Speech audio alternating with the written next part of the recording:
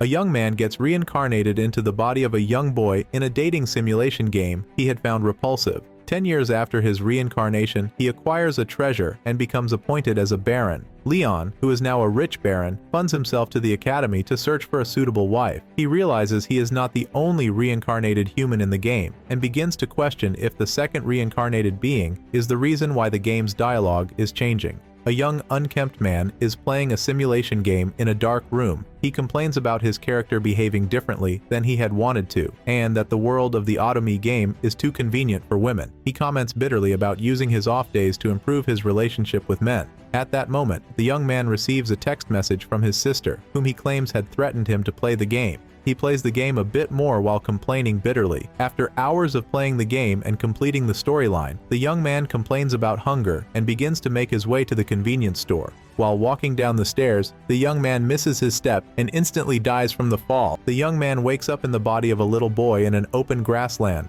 confused and out of place. He recognizes the scenery to be that of the simulation game he was playing. In the next scene, an older man punishes the young man in the little boy's body for running away. A well-dressed woman, accompanied by her 2 children and a servant, expresses her hatred for country boys. The woman next to the man scolding the boy apologizes for his behavior, and the well-dressed woman orders the man, who was previously disciplining the younger boy, to remind her of whom he should be thankful for the continuous existence of his family name, Bartfort. The man bows his head and tells her it is she, Zola, who is behind the well-being of his family. Zola mentions that the man should not forget that he only gets to act like a baron despite being a backcountry lord because he married her. At night, the little boy asks a boy around his age why they are living in the storage shed instead of the main building. The boy, in turn, tells him that Madame Zola does not treat the mistress's children with kindness and advises him to study while he can, because if not, he would not be able to get married at the academy. The little boy trembles at the word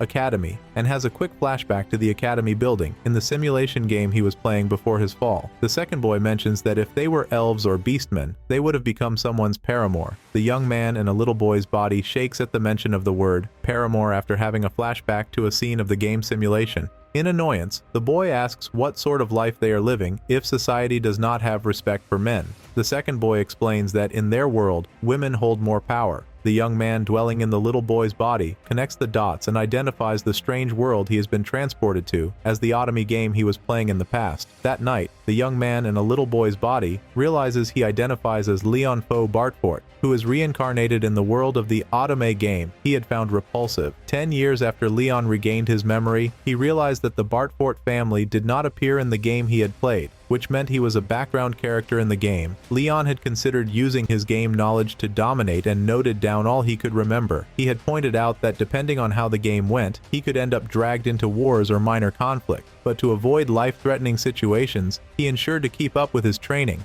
As his life on the floating island continued, Leon's ambition vanished. In the next scene, Leon freaks out after Zola informs him about his arranged marriage with the daughter of a court noble, to whom she owes a great deal. Leon painfully explains that the lady in question is a 50-year-old woman who has been married 7 times and is clearly after his survivor's pension. He argues that he was supposed to go to the academy and find a marriage partner like regular people do. Zola insists that entering an academy costs money, and there is no way she can tolerate sending a second son, but there is no point in sending a third son to the academy. Zola's husband tells his son that they are short on money, and even though there are ways to make money once he enters the academy before he can finish his speech, Zola adds that attending the arranged marriage meeting is the right choice, and that he should be grateful that someone is willing to marry him. Leon refuses, but Zola shuns him and declares that a man should work to support his family. She threatens to arrange for him to become a soldier if he continually refuses her wish. Zola points out that in their world,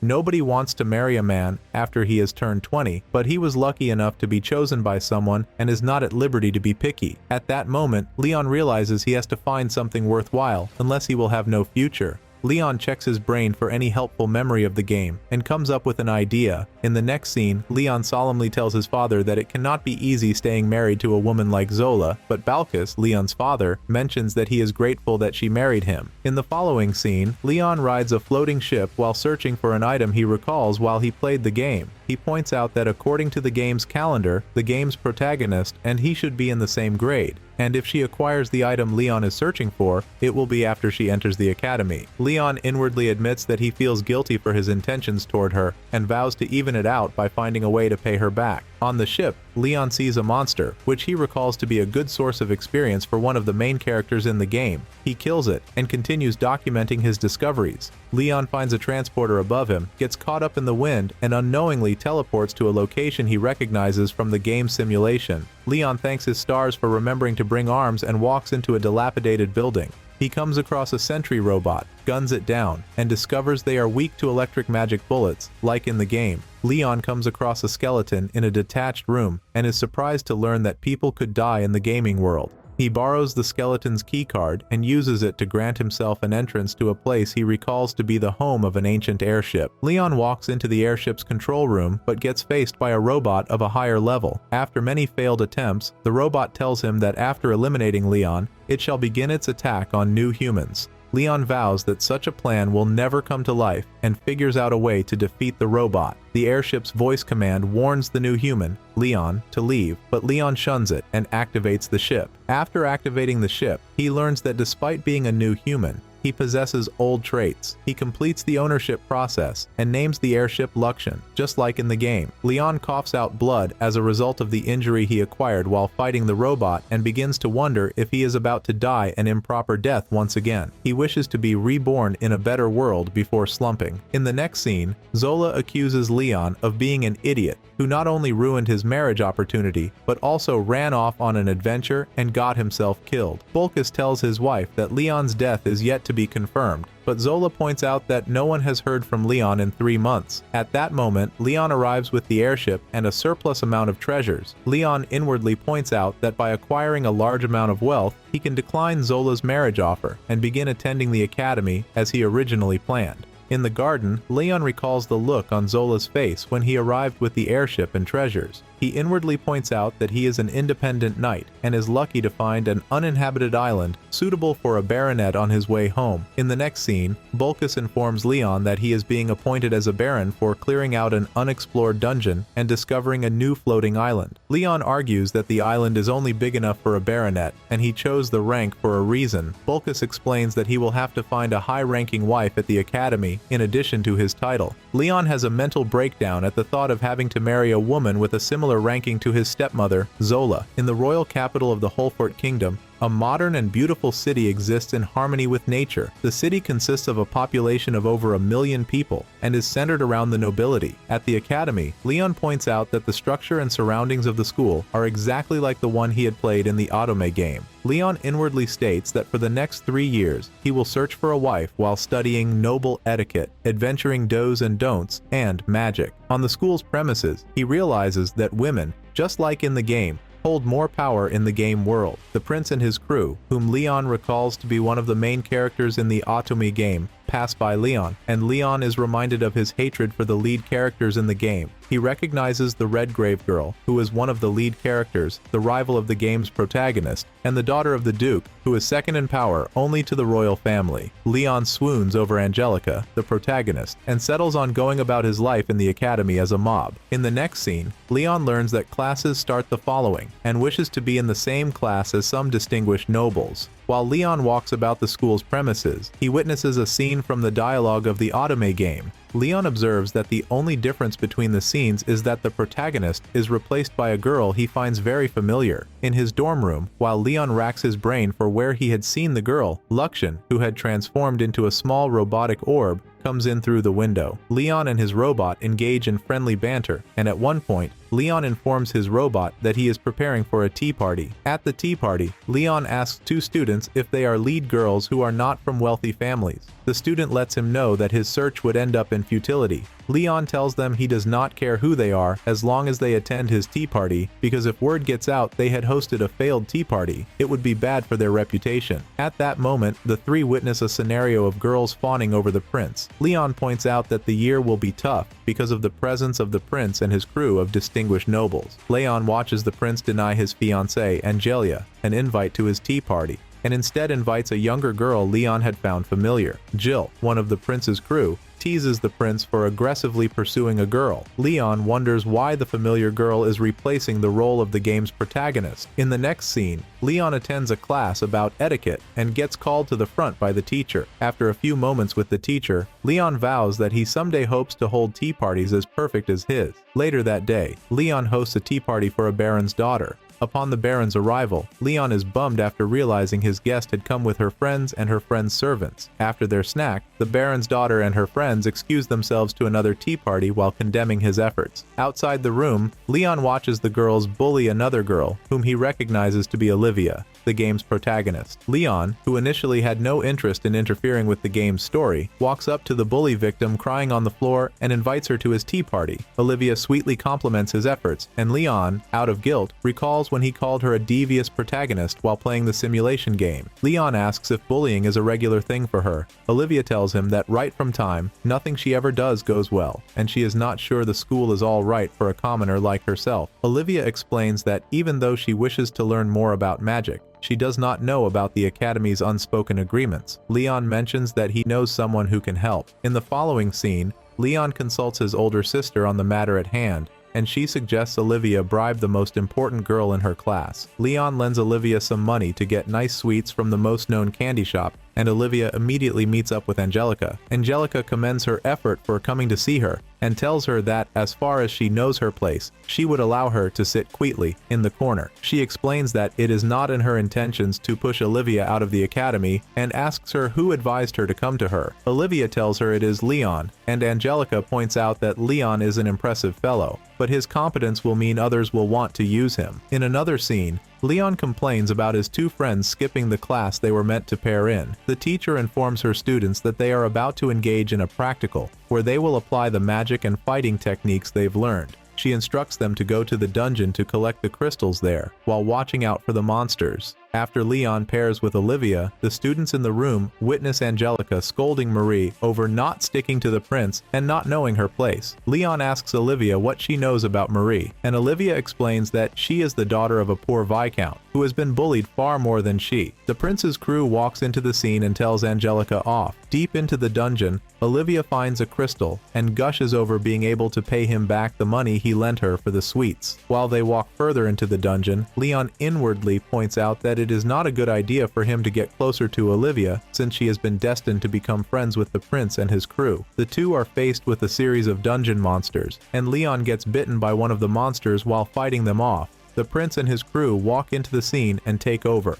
Angelica, who also ran at the sound of a battle, scoffs at Marie when the prince asks if she is scared. After defeating the rest of the monsters, Marie realizes that the prince is injured and heals him discreetly. Angelica, who had also noticed the injury on the prince's hand, pushes Marie aside to examine the wound. She offers to treat the prince's wound, but the prince denies her the right to, and walks out of the scene while holding hands with Marie. Olivia notices Leon's injury and heals him. Leon inwardly wonders why the dialogue of the game seems different. While the prince and crew walk away with Marie, Marie looks backward at Angelica and shows off a dubious smile. Three girls stand around a kiln. The girl in the middle throws a book into the kiln. In the next scene, the prince fishes out Marie's burnt bag and textbook. He questions Angelica if she knows how Marie's properties ended up in the kiln. Angelica denies her involvement, and the prince informs her that the girls present at the scene said she ordered them to do it. When Angelica insists on her denial, the prince warns her to stay away from Marie, his friends, and him. The prince points out that their engagement is an agreement made outside the school, and asks her to let it remain outside the academy walls. In Leon's dorm room, he and his friends gossip about the guys who had recently gotten engaged to the girl who was nice to them. Leon tells them that he had sent out several tea party invitations, but none of the girls agreed to come. The guy with green hair amongst the three points out that Prince Julius has been involved in a lot of trouble lately because of the constant bullying Marie faces daily. Leon recalls a part in the game where Julius had gotten angry at Angelica, but inwardly points out that the scene is not supposed to happen until far later. In the library, Leon and Olivia discuss the issue of Marie's bully. At a point, Olivia asks if Leon is also interested in her, but Leon denies claims to hate her. Olivia narrates that she had seen her sitting alone in the courtyard a while back and had asked if something was wrong, but Marie gave her a nasty look and said that she hated girls like her. Leon's thoughts linger on Marie's supposed response, and he realizes that they are not alone. Leon stands up to investigate the sound he hears and declares that who gets together with whom is a matter of life and death, for them. Olivia trails behind him and tells him that spying on people is indecent. At a hidden location in the library, Olivia and Leon see Marie and one of the prince's friends kissing. In the next scene, Marie smiles and inwardly tells herself that ever since the prince had gotten angry at Angelica, the dumb girls in the academy stopped bullying her. The prince calls her attention in the hallway and offers to pay for a personal assistant to aid her loneliness without a servant. Marie outwardly gushes over the idea of being relieved from her loneliness, but inwardly spouts over the thought of having a handsome demi-human slave she could play with. In Angelica's dorm, her friends outrageously point out Marie had been offered a servant when she, Angelica, is not permitted to have one. Angelica tells her minions to leave the issue, and that the prince knows what it means for a woman to have a demi-human slave. She calmly asks them to leave, and begins having a mental breakdown.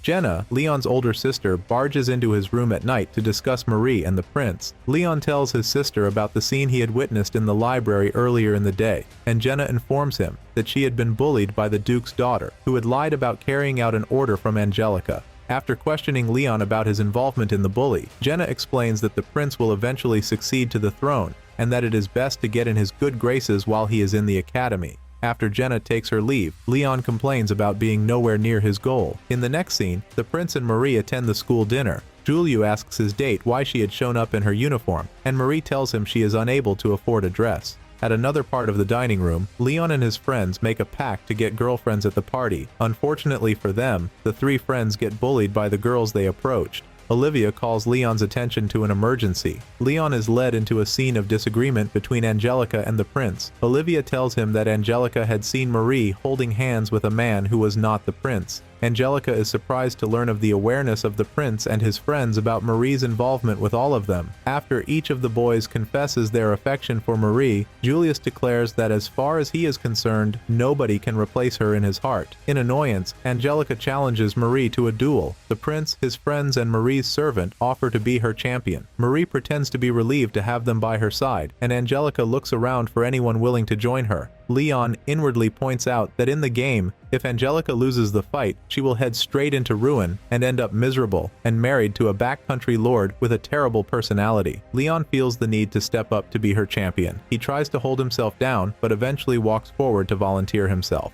Leon inwardly soliloquizes that after investigating Marie, he discovered that she is from another world just like him. Angelica states that her demand from the opponent is for Marie to stay away from the prince, while Marie states her demand to be that Angelica stop her rudeness towards her. Leon suggests they fight a one-on-one armored battle in the arena. The prince and his crew confidently agree to his suggestions. In the next scene, Marie complains about the mob who is trying to spoil her plans, but immediately regains her composure when her servant walks in with her breakfast. She accuses him of entering without permission, and inwardly expresses her annoyance toward the young servant being different compared to his cuteness in the game. Lakshan informs his master that students had vandalized his dorm in his absence, and that the students had created a voting poll on who they think will win. In the next scene, Angelica asks Leon to back down because, after the duel, she will be powerless. Leon tells her he has no interest in asking her for favors, and the only reason he has volunteered is that he has a chance to win. Leon points out that their 5 opponents are strong only by the school standards. In the arena, the audience and opponent laugh at Leon's choice of armor, and Leon smirks in response. Oliva ignorantly asks why the crowd had burst out laughing when they saw Leon's armor. Angelica accuses her of being dumb. She points out that the armor is most likely a lost item that cannot be replicated using modern technology, and the modern battle armor is highly mobile and emphasizes speed. In the first round, Leon faces Brad, the one with purple hair. The audience makes fun of Leon for bringing out a shovel as his weapon, and Brad accuses Leon of trying to mock him. The duel officially begins, and Brad threatens to kill his opponent with a single blow. With one touch of a shovel, Brad and his armor fall to the ground in defeat. Leon looks in surprise as his opponent falls to the ground, and Lakshan tells him that if he had hit with max force, Brad would have died. The referees inspect the situation and declare Leon as the winner. Marie fumes over the outcome of the first match while Angelica laughs and wonders out loud what reasons a man as strong as Leon would go against the prince to side with her. Julius points out that their opponent must have been so confident because of the type of armor he had. Jilk adds that he has never heard there were lost items in the form of armor that is as strong as the one Leon is using. Greg, the one with red hair, calls Brad a weakling and vows to defeat Leon.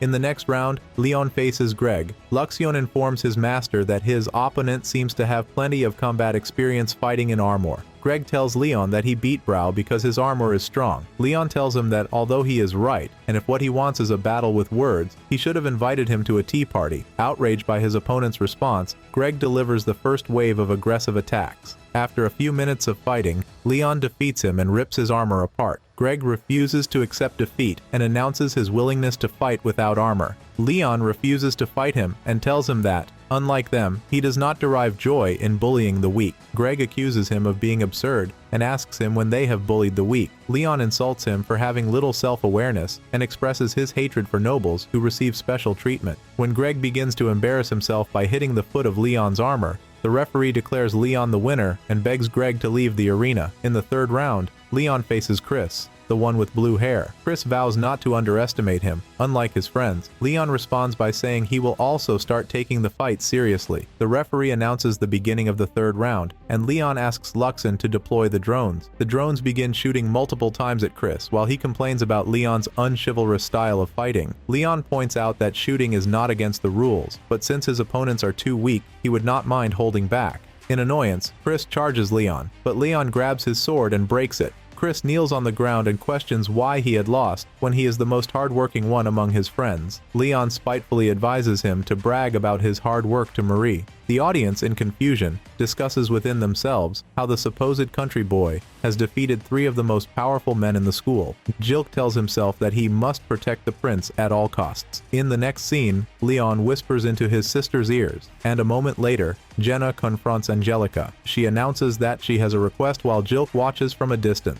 Angelica and Olivia are relieved to find Leon. In confusion, Leon asks what is going on. The girls tell Leon his sister had asked them to check on him because he was not looking okay, and Leon should forfeit the next round. Leon finds it odd that his sister is worried about him. Leon admits he has been holding off his pee while in the arena. While Leon walks away, Luxian informs him that his armor is rigged with explosives, and his sister has set them under the order of Jilk. Luxian continues explaining that the explosives were at the back of the armor. Leon learns from Luxian that judging from the quantity of the explosives, it would kill the pilot. In the arena, Jilk commends Leon for being a strong opponent before the beginning of the fight. When the referee announces the start of the 4th round, Jilk throws a smoke bomb before flying to the sky and shooting his opponent with an anti-armor bomb. After realizing that Leon's armor remains unscratched, he activates the bombs placed in Leon's armor. Luxian warns his master about what is coming, and Leon's armor explodes. Jilk apologizes for his actions and claims to swing that way because of the prince. After the smoke from the explosion subsides, Leon calls Jilk's attention while floating in the air. Jilk asks him how he withstood such a powerful explosion. Jilk tells him that fighting with the prince means his life of being a noble is over. Leon replies by saying that is what he wants. He is willing to do anything to achieve it. Jilk asks if Leon's mission is to kill the prince. Leon jokingly tells him that if he does, Jilk will have fewer rivals. Jilk declares that both the prince and he truly love Marie and threatens to make his family pay if he harms the prince. Leon mocks him by asking if he should let the prince and Marie hear about his threat. But Jilk laughs and asks if he has proof of what he has said. Leon plays the recording of Jilk's threat. Jilk accuses him of being cowardly. Leon accuses Jilk of being the coward who had just threatened his opponent because he is on the losing end and placing explosives in his suit before the beginning of the match.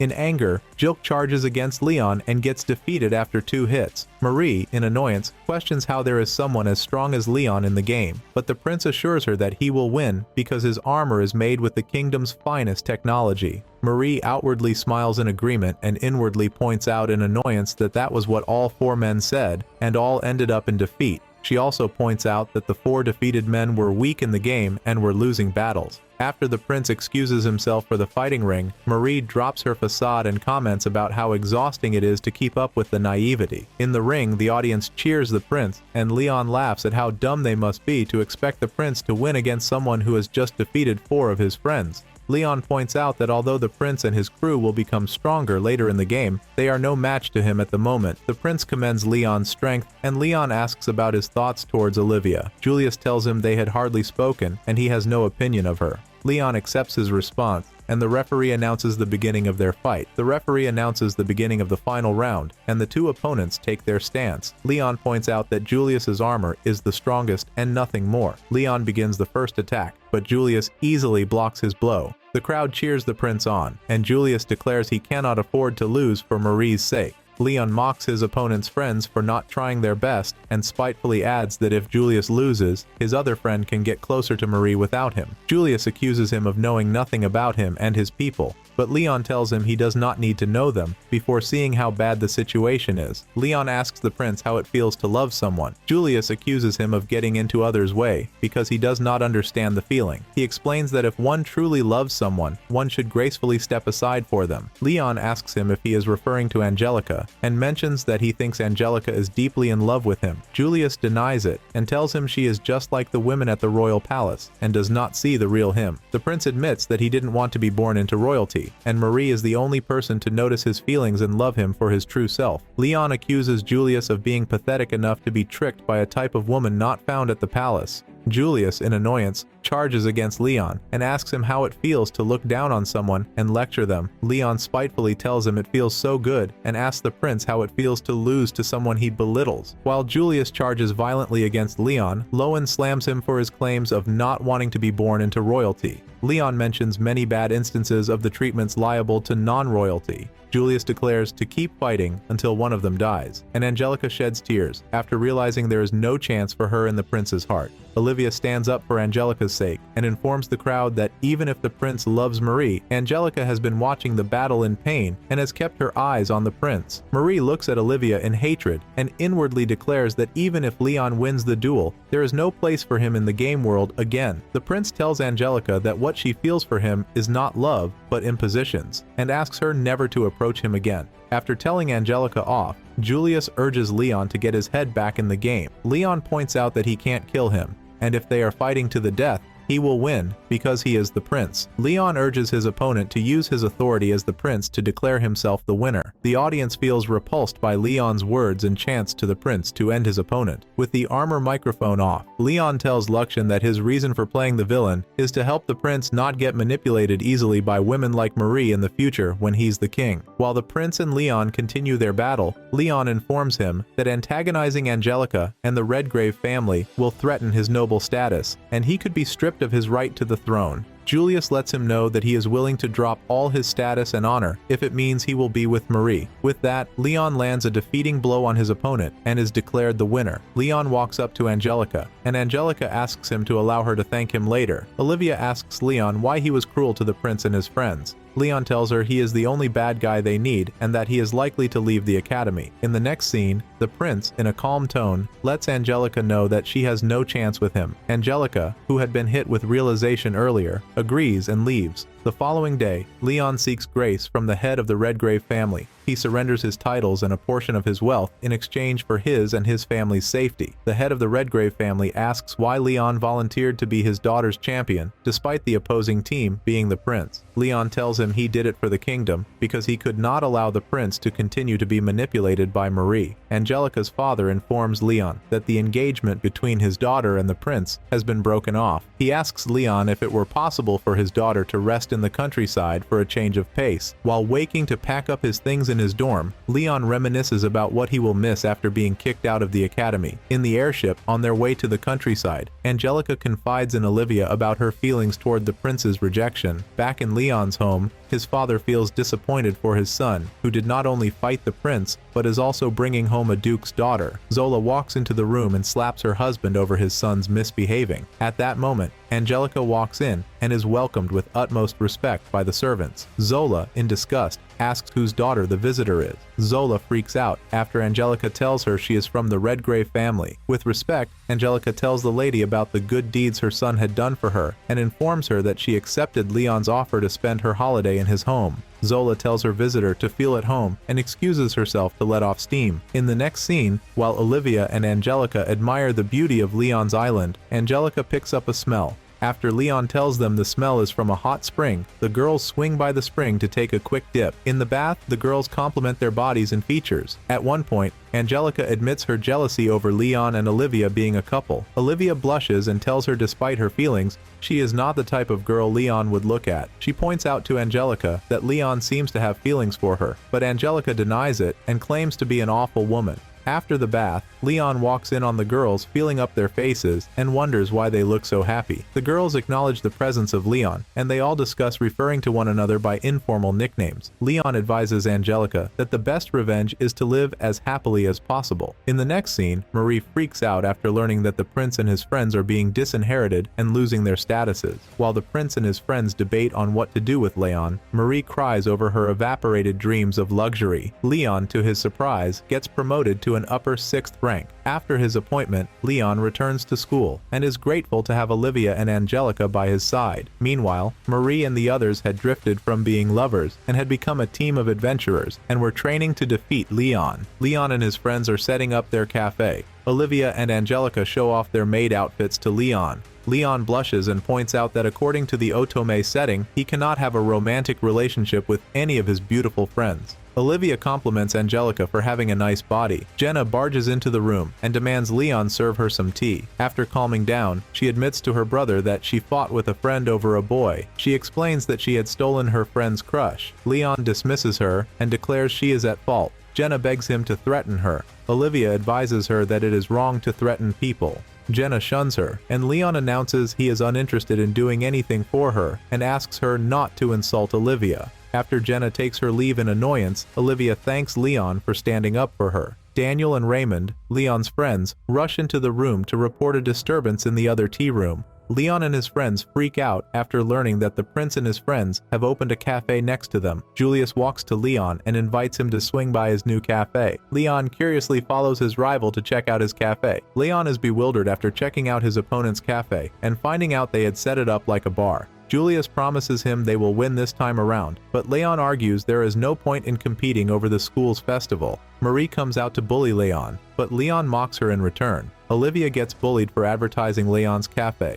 A new girl, Carla, walks up to her and fawns over the idea of visiting the cafe. In another scene, a lady in a dark room expresses her joy over seeing Leon. The following day, Leon urges his friends to put their all in the first day of the festival. The girls gush over their first time working in a cafe. A teacher requests the attention of Angelica in the committee headquarters. In the next scene, Lady Mylene, the queen and prince's mother, sticks to Angelica and spouts about the trouble she went through to see her. After the two catch up, Mylene teases Angelica over Leon, demands to see him, and apologizes for her son's action. In the cafe, Olivia and Leon spy at the unending line in front of the prince's cafe. Mylene gushes about her plans to make random complaints at Leon's cafe. When she walks into the cafe, she witnesses a customer throwing a cup of tea at Leon's head. While Leon picks up the cup, the customer places her foot over his head and insults him. The customer declares her unwillingness to pay, and reminds him of how much money he had made the students lose by betting on his duel. Mylene asks what is happening, and Angelica storms into the room and pushes the tyrant.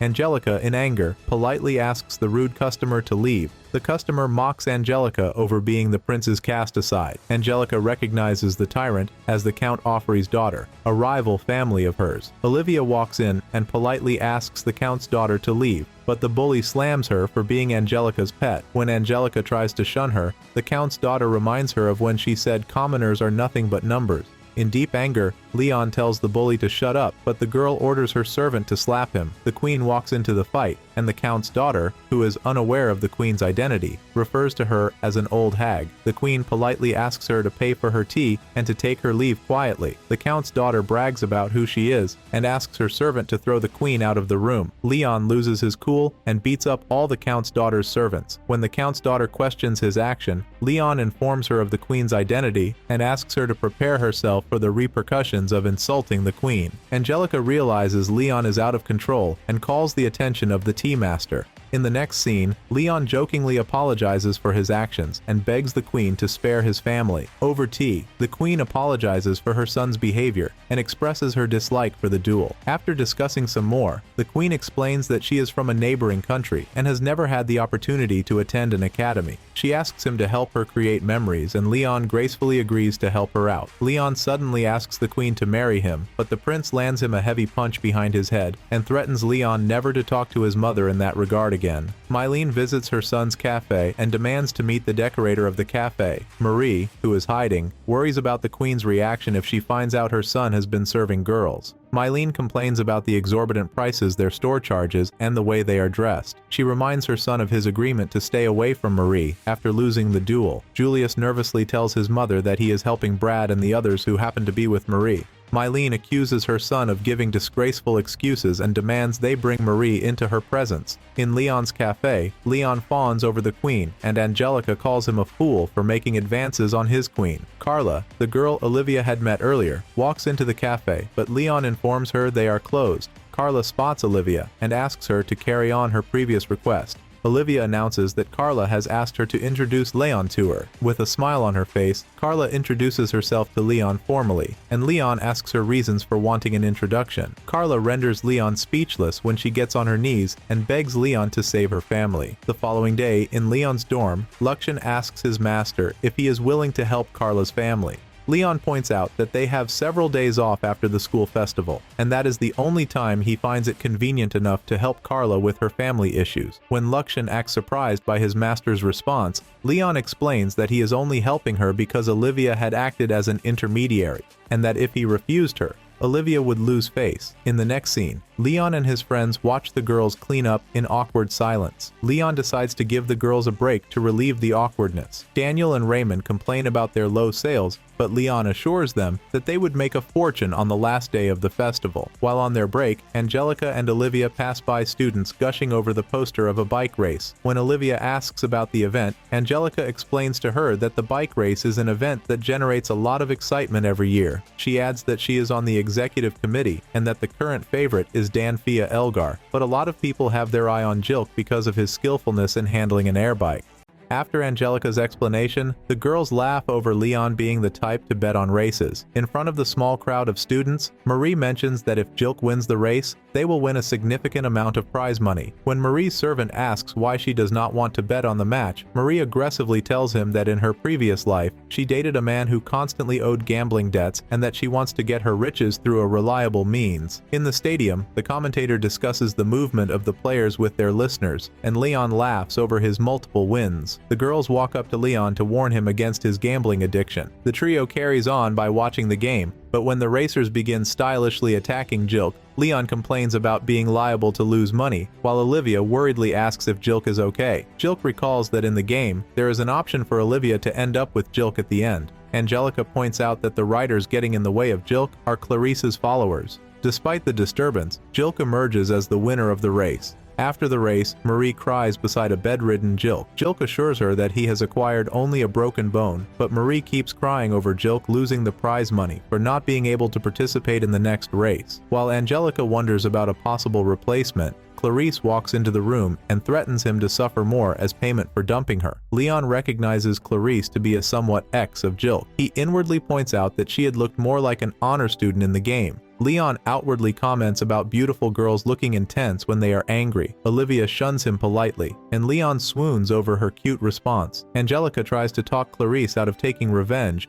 but Clarice, in annoyance, asks her to shut up. On her way out of the room, Clarice announces that she is never going to stop getting revenge on Jilk and demands him to beg for mercy. Jilk agrees to beg her and threatens her to not lay a finger on Marie. When Marie tries to talk to Clarice, Clarice scales her off with the aggressiveness in her tone. After Clarice takes her leave, Angelica walks up to Jilk to inform him about her plan to find a substitute for the next race, but Jilk insists participating in the next round is the smartest choice. Marie calls out Leon and demands he take Jill's place. When Leon asks why, Marie nervously tells him that if no first-year racer participates in the game, Angelica will be in trouble. Angelica assures Leon that she has no intention of bothering him with her troubles again, but Leon offers to join the race. Before the official beginning of the game, Luxon mocks his father for becoming one of Angelica's followers. While Leon defends himself, a racer, Dan, the current year's favorite, walks up to him to mock and announce his plan to crush him in the race with all his might. Leon asks Dan if Clarice has threatened him, but Dan informs him that Clarice is the type of person whom her followers look up to. Dan explains that Clarice had always stood for Jilk, but one day, Jilk suddenly called their engagement off with a single letter like a coward. Leon agrees with Dan that Jilk should indeed be dealt with. After agreeing, Leon tries to trick Dan into letting him off the look, but Dan apologizes and lets him know that Clarice's orders are final. In the stadium, the announcer announces the beginning of the race, and shortly into the race, the riders attack Leon for various reasons. While Leon dodges the attacks, the audience encourages them to stop him. Olivia and Angelica sympathize over how much hate Leon is getting. At that moment, the Count's daughter walks into the room and mentions that her follower, Leon, is hated by everybody. Angelica denies acknowledging Leon as her follower, and the Count's daughter accuses her of not having an idea of how many families Angelica and her group had made to suffer. Angelica asks the Count's daughter to direct her resentment toward her thoughtlessness. In annoyance, the Count's daughter moves violently toward Angelica, but Olivia steps in and politely asks the bully to stop. The Count's daughter slams Angelica for looking down on commoners and acting like they were not people. Olivia looks at Angelica in confusion and storms off. When the Count's daughter tries to add more spiteful remarks, Angelica lands her a heavy slap and proceeds to beat her up in anger. On the racetrack,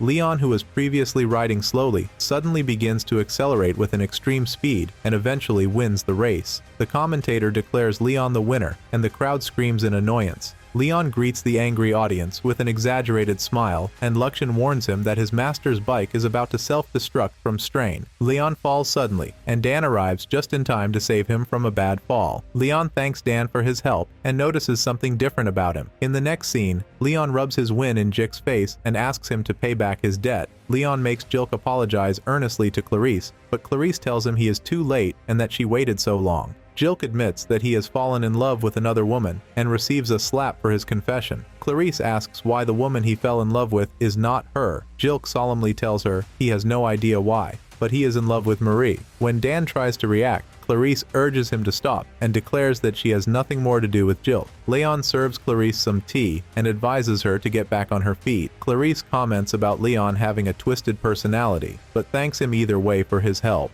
She informs Leon about the debacle that the Count's daughter had caused between Angelica and Olivia and advises him to go and meet them. Leon walks up to Olivia, who is sitting alone on a bench by the fountain and with a sad expression written all over her face. When Leon sits next to her, Olivia asks him if he thinks Angelica and she can be friends. Leon seeks permission to speak honestly before proceeding to tell her that her and Angelica's living environments are too different and they have nothing in common. Olivia comments about how happy she was to have made a friend in the academy, but she is afraid it will eventually not work out. Leon points out that Angelica lost her followers since the duel, and it was probably convenient for her that they had both acted friendly toward her. Olivia raises her voice to defend Angelica for not being the type of person Leon had described her as. Leon admits he means no harm, and Olivia mentions she would try talking to Angelica again. In the next scene, Olivia soliloquizes that as long as she communicates her feelings, Angelica and her can be friends. At that moment, Carla seeks the attention of Olivia and asks her if she has a minute to spare. Carla admits that although she had asked her to act as an intermediate between her and Leon, she would like Olivia to get involved in her family.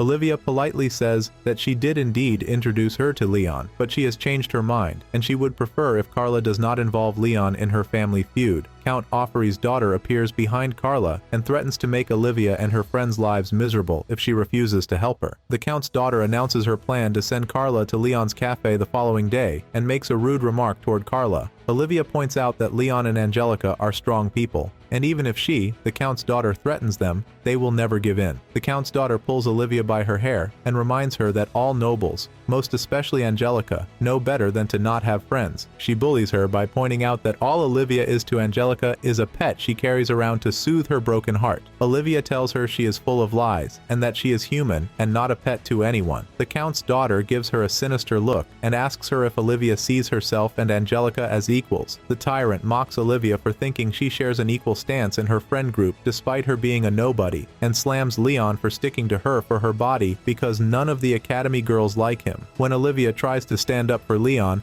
the Count's daughter tells her to try taking off her clothes and coming onto him to test if he will jump at the chance. The following morning, Leon tells Luxon that sky pirates are rampaging through Carla's land and she wants him to get rid of them because of his prior achievements. Leon points out that the protagonist, Olivia, needs 3 items to eventually awaken her powers as the Saint. He mentions them to be a holy bracelet hidden in the palace dungeon, a holy necklace in the possession of the sky pirates, and the holy staff watched over by the kingdom's temple. He recalls that in the game, the sky pirate event occurs 2.5 years into the story during the climax of the middle of the game. and Olivia has requested help from the prince and his friends, but behind Carla's request is the count's daughter. Lucian asks his master if the count's daughter is like Angelica, but Leon tells him that she is nothing like Angelica, and he is repulsed by her nasty behavior. Leon adds that the count's daughter is responsible for luring the pirates into Carla's land, and according to the story in the game, Olivia will get dragged into a fabricated sky pirate crisis. Lucian asks why the count's daughter would drag Olivia into the crisis, and Leon tells him that it is because of her jealousy over Olivia slowly establishing herself despite being a commoner. Leon states that since he is a mob character, he wishes to avoid the game's events as much as possible, but the key romantic interests, the prince and his friends, are useless. When Leon tells Lucian his plans to help Olivia, Lucian asks if his actions will make him one of Olivia's love interests. Leon explains that he can't be Olivia's love interest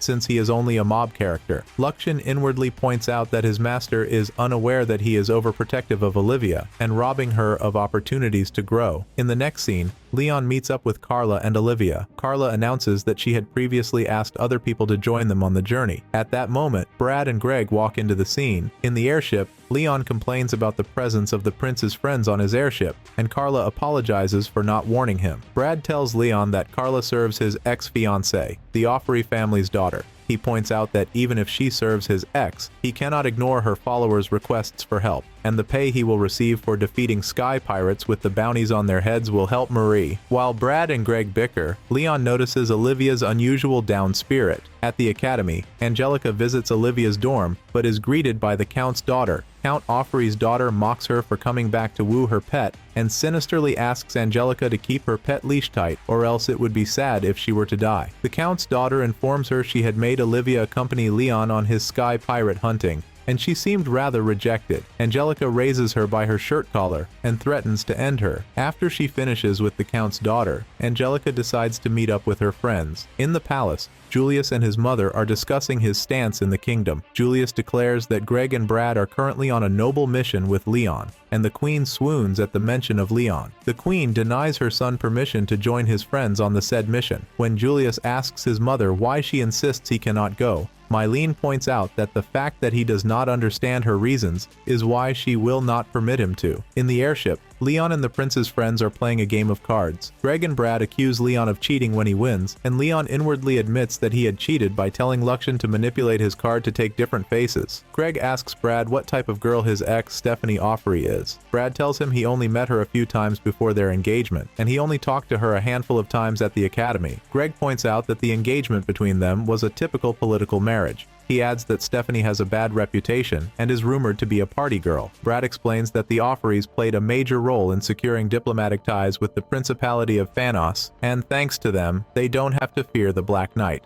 Leon recalls the Black Knight to be the strongest knight of the neighboring Principality of Phanos, who had killed his character a bunch of times in the game. Brad explains that his family is responsible for defending the border along the Principality, and because of the Offery's achievements, he could not refuse an engagement with her. Greg points out that he is surprised he was able to call the engagement off, and Brad informs him the process resulted in a big fight. Greg complains about how marriage is, and shares his story about his ex-fiancée. Lucian informs his master that the welcoming party has arrived, and Leon announces the presence of the Sky Pirates. When the prince's friends act confused, Leon tells them to stay behind, and instructs Lucian to activate his armor. In one of the Sky Pirates' ships, a pirate comments about the size of Leon's airship, and declares that their leader will be delighted if they can get their hands on a ship as big as that. When one of the subordinates asks if the ship is carrying only 5 people, the pirate tells him that it is indeed carrying 3 boys and 2 girls, and warns his men to not touch the girl with blue hair, Carla, because she is on their side. Brad and Greg watch in amusement as Leon defeats and captures the pirates.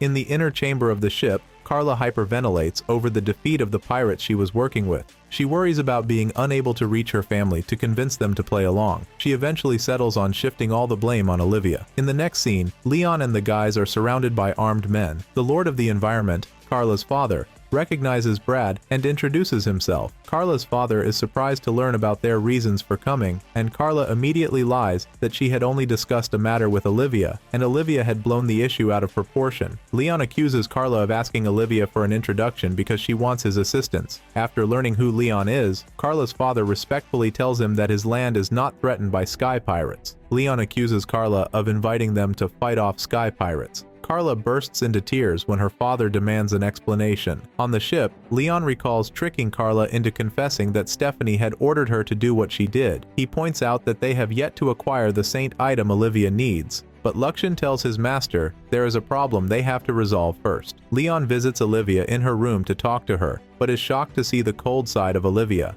Olivia asks if the reason he is helping her is because of her body. Leon denies her outrageous suggestion, but Olivia bursts into tears and declares that all she wanted was to be their friend and not a pet. After Olivia's outburst, Leon and Luxian receive fresh air at the edge of the airship. Luxian points out that Olivia must be feeling rejected because she had such intense malice directed toward her, and tells his master not to worry about Olivia's feelings too much. Leon blames himself for getting involved with the protagonist and the rich girl antagonist. Luxian accuses his master of being responsible for preventing Olivia's growth. Leon denies his involvement in her growth and claims to have been helping her, but Luxian points out that his help prevents Olivia's mental growth. Leon punches Luxian when insults Olivia and calls her a cute pet. After the impact, Luxian asks his master if he is satisfied, and Leon tells him he wishes to hit him again, but his hand hurts. Brad walks into the scene with a terrified look on his face, and Leon smirks at him. Leon watches Brad practice sword fighting and asks him why he is not practicing magic,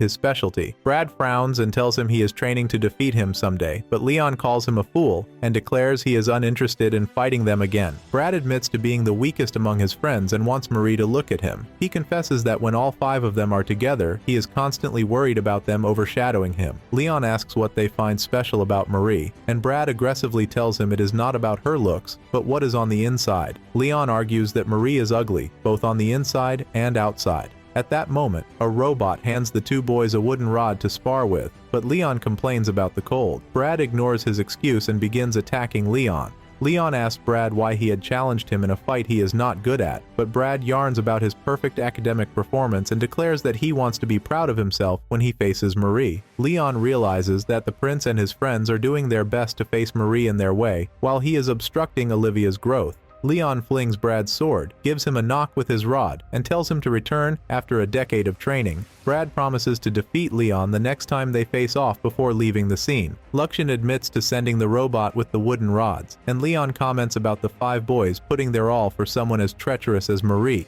In the dungeon, Marie and her demi-human servant are running for their lives while being pursued by a dungeon monster. Marie inwardly tells herself she will do whatever it takes to retrieve the items before the protagonist does. The next day, Jilk and Julius plan to sneak out of the palace to meet with Greg and Brad. Mylene reads the outrageous request for cloaks and masks from her son. A servant informs the boys that their budget request has been denied. In the airship, Leon and the boys argue over breakfast. When Brad asks about their plans for the rest of the Sky Pirates, Leon inwardly recalls that in the game, they can be left alone until midway through the 2nd year, but points out that since it is an opportunity to acquire the Holy Necklace. Leon announces that since they have figured out the pirates' hideout, it is best to attack as soon as possible. At that moment, Luxian informs his master about the Sky Pirates approaching them. The boys beg Leon to give them a chance to fit by his side, and Leon accepts their pleas and promises to check the inventory for any armor they can borrow. In Olivia's room, Olivia folds herself in a corner and questions her choice of words to Leon after he had helped and allowed her to stay by his side despite others' impressions of her. Olivia admits that she had selfishly sought more than friendship. While Olivia continues questioning her decisions, the airship shakes vigorously. Through the window, Olivia watches the Sky Pirates attack Leon,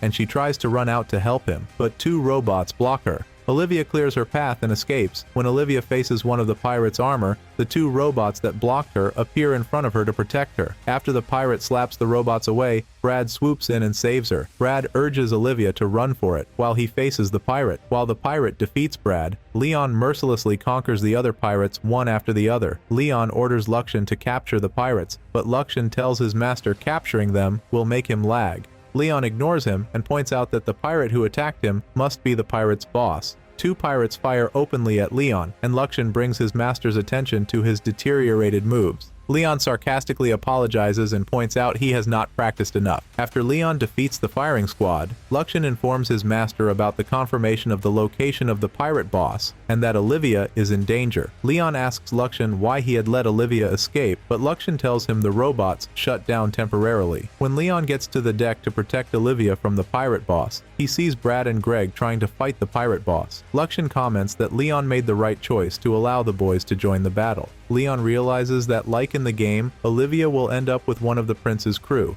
Leon decides to help her despite being a mob character. He orders Luxian to increase the output of the armor. On the deck, when Olivia tries to run away, the pirate boss threatens to kill the boys if she takes another step forward. Olivia blames herself for being a useless burden who always causes trouble for everyone around her. At that moment, Leon swoops in and destroys the pirate boss. Out of fear, the pirate boss surrenders and begs for his life. While Olivia pleads with Leon to spare the pirate, Leon mocks the pirate and picks up the holy necklace in his possession. After the battle, Olivia offers to heal Brad's wounds. Brad mentions that Marie also has healing powers. Leon walks up to them and comments about them being a fit couple. Leon commends Greg for his strength and asks him to join him in lifting Brad inside. While the guys walk away, Olivia wonders why Leon has tried pairing her with Brad. In the airship, Luxian updates Leon on the punishment of Carla and Stephanie and about the Redgrave airship approaching them. Angelica's father gives Brad and Greg the bounty and forces them to accept it. The head of the Redgrave family informs them that not only did Leon surrender the bounty, but he also met with their families and asked them to reconsider their disinheritance in light of their exploits. At night, Stephanie, who had tried to flee, gets arrested for her actions. While Luxian questions his master's decision to stay away from the girls, Olivia and Angelica wonder if their friendship can be the same. The following day, Brad and Greg request to meet with the Queen. In the next scene, Leon shakes while reading a promotion letter sent to him by the Queen. Luxian informs his master about the letter Clarice's family sent to him. After reading the letter, Leon overreacts about being promised a promotion by Clarice's father. Raymond and Daniel try to cheer Leon up to embrace his promotion. Leon complains about not wanting to be promoted, but Raymond mentions that his promotion will make his wife hunting easier. Leon expresses his dreadfulness toward being tolerated because of his status. Daniel tells him about the upcoming school trip, and Leon recalls from the game that every year, the 3 grades go on a trip together, and the students are split into 3 groups. He inwardly points out that in the game, one heads to the same destination as one's romantic interest, where one gets to improve one's relationship score. At night in the school's airship, Leon points out that the school trip is nothing like the trips he is familiar with. In annoyance, Leon watches the girls swoon over Chris and wishes the guys would follow the game's story and get together with Olivia. In a secluded place, 2 girls discuss forsaking the Duke's family, and they collectively throw a scroll away. While Olivia watches people walk around the street, she wishes Leon and Angelica could join her on a stroll. Olivia questions if it is right for her to remain at the academy. In the next scene,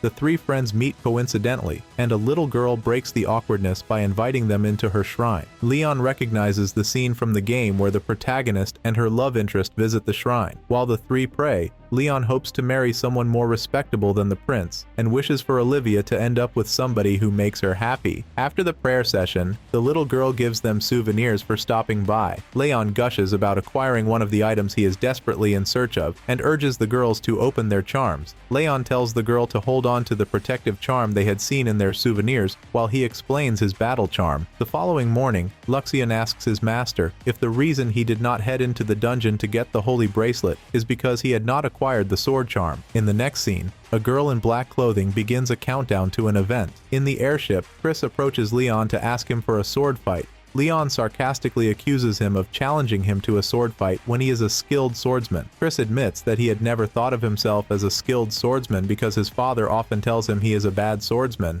Leon mocks him and asks him to get Marie to console him. The ship alarms blow off while Chris challenges Leon. A multitude of air monsters surround the airship, and Leon recognizes the mark on them to be of the Principality of Fanas. Leon inwardly points out that the monsters are not meant to show up until after the game, and outwardly orders Luxian to ready the ship for attack. Princess Hertrude, the lady in black, watches Leon and the girls through the window of her airship. The princess relays a message to the students. She announces that her people have declared war on the Holfort Kingdom and threatens the students to surrender or face their deaths. Leon wonders why a third-year event is happening before its time. A man from the Principality of Fanos is escorted onto the ship. The man informs the student that children of nobles ranking as barons or higher will be taken prisoner, and they have no interest in children of lower ranks, the demi-human slaves, or the ship's crew. Leon wonders a way to get himself and the others out of the scary situation. Angelica confronts the man and offers to render herself over if he agrees to leave the others out of the mess. The man commends her braveness and agrees to her terms. When Leon tries to drag her back, two students pull him to the ground and remind him that nobody had made the Duke's daughter sacrifice herself for them. The man mocks Leon for being a caring friend and orders the students to punish him. Angelica begs the man to free Leon, but he mocks her and leads her into their airship. When Olivia tries to defend her friends, a group of girls hold her down and threaten her to not move an inch. A girl slaps Olivia for trying to break free from their grip. In the next scene, the princess and Angelica share tea. Angelica reminds the princess that Holford is much stronger than their principality. Gertrude agrees with Angelica and points out that the difference in power will be difficult. The man who led Angelica to the ship suggests that they should discuss the hostages. Angelica protests that she has rendered herself to save the students, but Gertrude reminds her that only 2 students resisted when she was taken away and mocks her for it. In the prison, Olivia weeps over not being able to help Angelica, while Leon tries to comfort her. Chris informs Leon that an envoy from the principality has just arrived, and Angelica is the only hostage they will be taking. Chris explains to Leon that the principality will attack in an hour, and they are liable to die like nobles. Chris drafts out a plan to buy time while the other students escape, but Leon turns his idea down for obvious reasons. When Chris gets turned down after several pleas, he apologizes and walks away. Leon calls him back and rephrases his words. He states that if they are to escape, everybody must contribute, and that he is not interested in helping freeloaders. In the next scene,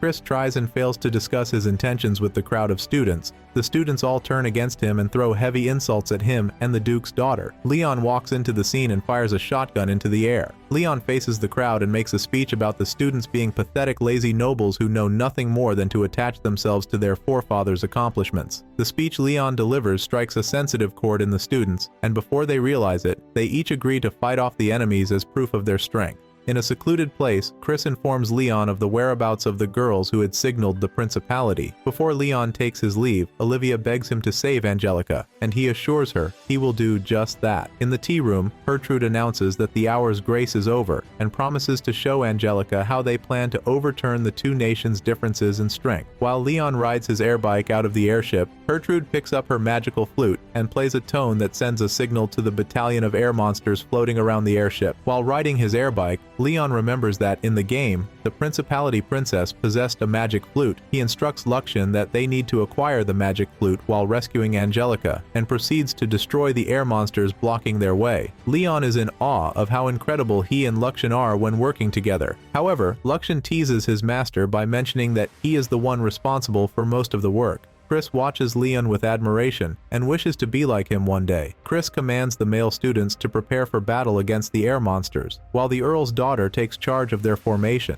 She instructs the students to cast a magical barrier around the ship and get ready to intercept the monsters. Another group is instructed to attack the air monsters. Suddenly, the princess's servant informs her of the commotion outside. Angelica spots the airbike and calls out longingly for Leon. The princess orders her maid to retrieve her magical flute. Angelica observes Leon fighting off the air monsters through the window. She criticizes him for not running away when he could have. Princess begins to play her magical flute, and the air monsters react to the music. When Gertrude insults the students, Angelica shuns her and declares that the nobles of the kingdom are the descendants of adventurers and are far stronger than the princess thought. Angelica announces that just like the princess had wanted, the nobles are standing up for themselves. She points out that the one leading the charge is one of the kingdom's most distinguished knights. Angelica points at the knight she is referring to and identifies him as Leon Bartfort. The Princess of Principality's thoughts wanders around the name. The man who captured Angelica mentions that despite the students' resilience, the students will soon be within range of their cannons.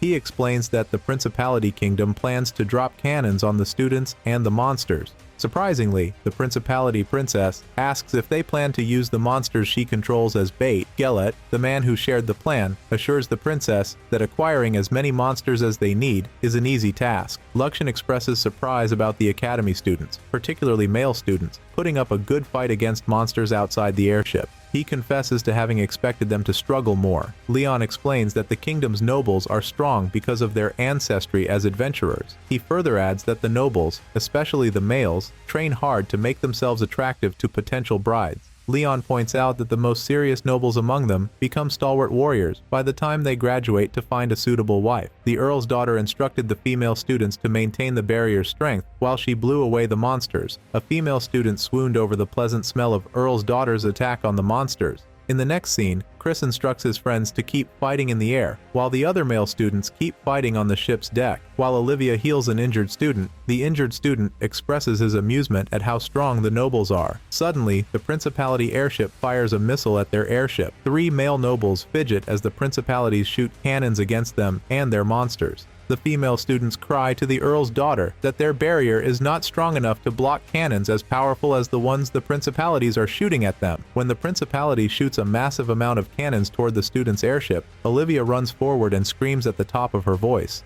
Unknowingly to her, her screams activate a magical barrier that protects the ship. The students look in awe as Olivia shoots powerful beams of light from the magical barrier. The Earl's daughter commends Olivia for her magical talent. Leon watches Olivia from a distance and comments about how great the power of the saint is. He points out that she had been able to launch such a powerful attack despite not owning the saint's key items. Luxian tells his master that Olivia had been able to study magic efficiently because he had protected her. Leon uses the opportunity Olivia has created to accomplish this plan. Leon rides his airbike through the mouth of the Principality's airship. Gellet spitefully tells Angelica that her precious knight has been eaten by their monster ship and adds that he will ensure his name is recorded in the history books of the Principality. He mocks Leon for being a total idiot who died pointlessly defending the Principality alone. At that moment, Leon breaks through the ground of the room and instructs Angelica to get down. Leon guns down the guards in the room, knocks down Gellet, and points a gun at Princess Gertrude. He announces his plan to take the princess hostage, and the princess admits she had underestimated him. Leon takes the magic flute in the princess's possession, and Luxian informs him that the flute he is holding is a replica, and the maid he had previously gunned down has the real one. While Angelica retrieves the original flute, she realizes that Leon has used rubber bullets to knock his opponents out. The Principality ship begins to crash, and Leon swiftly holds on to the tied-up princess and Angelica.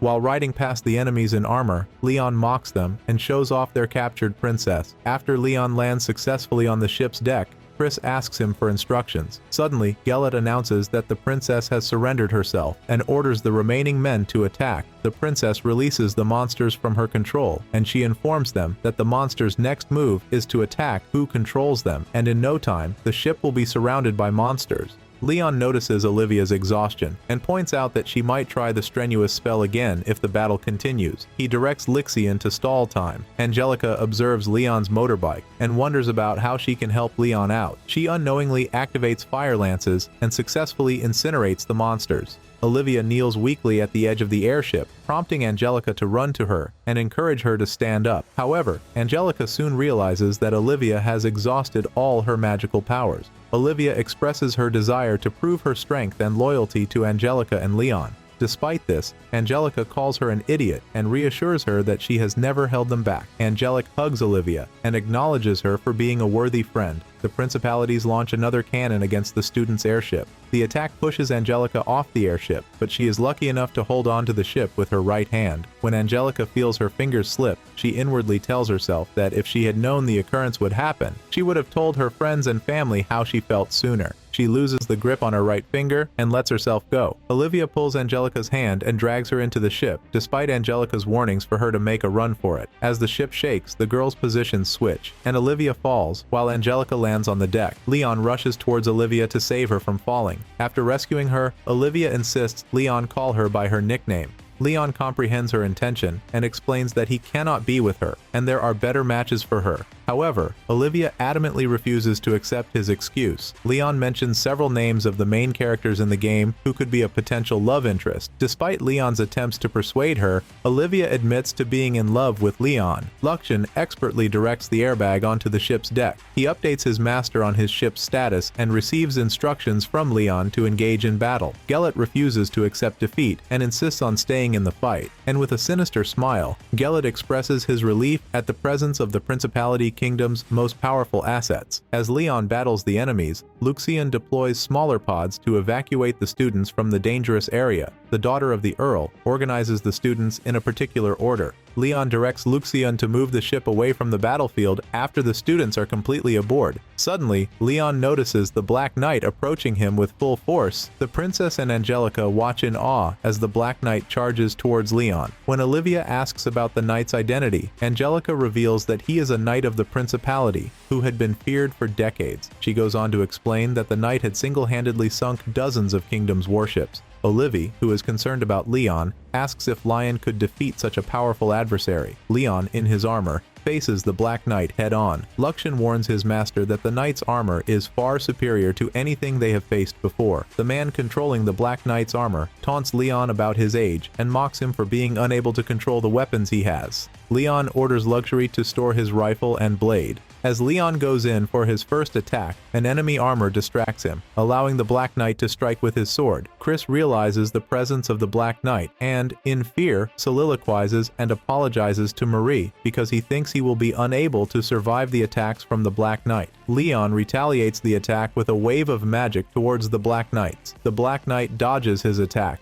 and Leon complains about nobody telling him the Black Knight could pierce through his powerful armor. Luxian informs his master that the aimer has decreased by 30%, and the strain on the pilot is increasing. He recommends his master withdraw from the fight, but Leon insists to keep fighting. The Black Knight charges toward Leon, and Leon is barely able to block him. Luxian informs his master that their opponent's piloting is leagues better than them. Leon is finally able to land an attack on the Black Knight, and the Black Knight declares that he must not lose to a knight of the kingdom. Leon asks the Black Knight why he continues to fight despite his advanced age. The Black Knight replies that it is his duty as a knight of the principality to fight for his country. While Leon agrees with this to some extent, he also states that he will do what he wants to do in the present moment, even if it means going beyond his responsibilities. Leon charges toward the Black Knight, who declares that Leon cannot defeat him. However, the Black Knight equally charges toward Leon and stabs his armor in the chest. Leon casually walks out of the armor's control room. The Black Knight asks if Leon has given up, but Leon reveals that he has won the battle.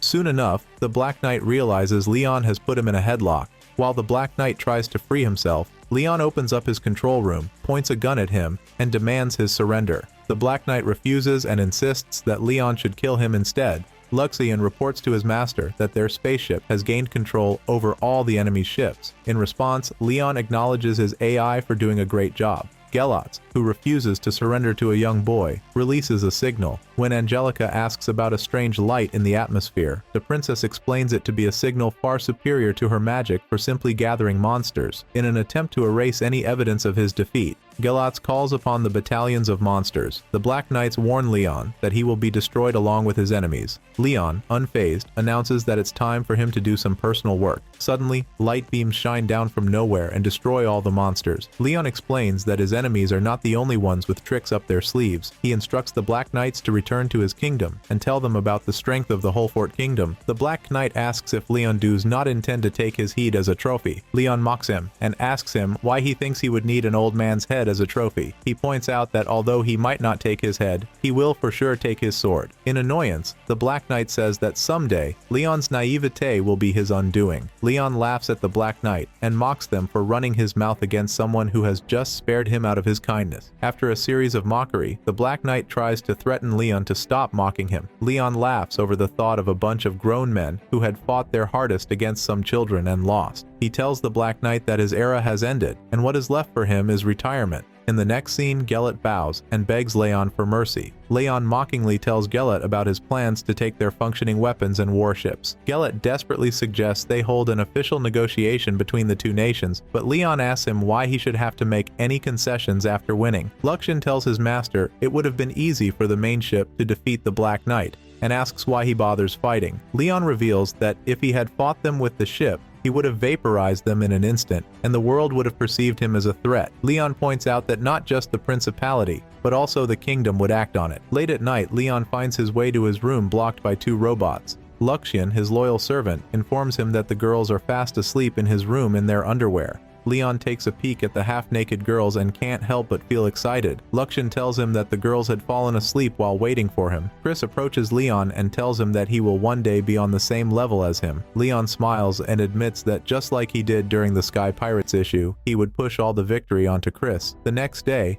Angelica and her brother discuss the punishment given to the princess and Leon's well-being. Angelica's brother wonders how a knight who continues to promote himself single-handedly is hated by almost every girl in the academy. Over breakfast, Leon and the girls talk about random things. Angelica brings up the topic of Leon assigning all the victories to Chris, and Olivia gushes over how good of a man Leon is. Leon introduces the girls to Luxian, and they gush over how cute Luxian is. Luxian informs his master that the 5 friends seem to be conspiring against him. In the next scene, the 5 friends present a combined armor they had made to Marie. Marie disappointedly asks how the boys came up with the armor. The prince tells her that they had gathered the materials and spent countless sleepless nights working on it. After hearing about the exorbitant amount of money the boys spent on the armor, Maria has a mental breakdown. In the fighting ring, Luxian asks his master why he had agreed to the duel the prince and his friends had proposed. Leon tells them that he plans to purposely lose against them so that the 5 boys can be with Marie, whom they desperately want to be with. The 5 friends appoint Greg to control the armor. A few minutes into the fight, Luxian tells his master to warn Greg that the interior of the armor is assembled haphazardly and is about to explode. When Leon tries to convince the referee and Greg that his opponent's armor is faulty, they all mock him for trying to chicken out. Leon is put in a position to choose between destroying the armor or letting Greg die from the explosion. Leon chooses the latter, and Marie cries over the destruction of the armor that the 5 friends had spent a huge sum of money on. At the award ceremony, Daniel and Raymond try to cheer their friend up, who was complaining about being hated and being forced into a full uniform. His friends inform him that he is being awarded a medal for capturing the principality's princess.